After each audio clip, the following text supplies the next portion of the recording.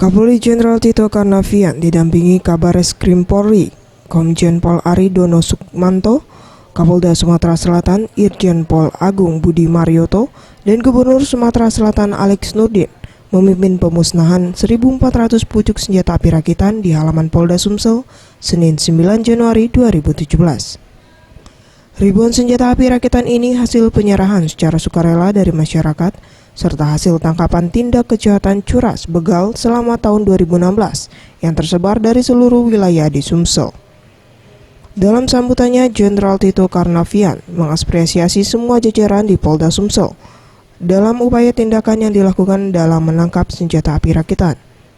Meski dahulunya masyarakat Sumsel terkenal dengan tradisi membawa senjata tajam dan senjata api rakitan laras panjang atau yang sering disebut kecpek. Pemusnahan hampir 1.400 senjata api. Sebagian diantaranya adalah dari hasil operasi, penyitaan operasi, artinya langkah-langkah aktif.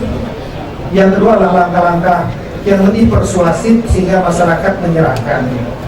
Dan dari rekan-rekan TNI juga cukup banyak sudah melakukan upaya, adalah 80 lebih pucuk.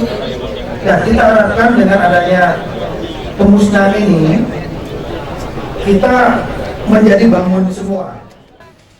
Polda Sumatera Selatan memusnahkan barang bukti senjata api rakitan sebanyak 441 pucuk senpira yang terdiri dari senjata laras panjang 915 pucuk dan laras pendek 167 pucuk.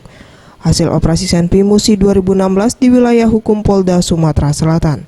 Maulana Yusuf, Sriwijaya TV.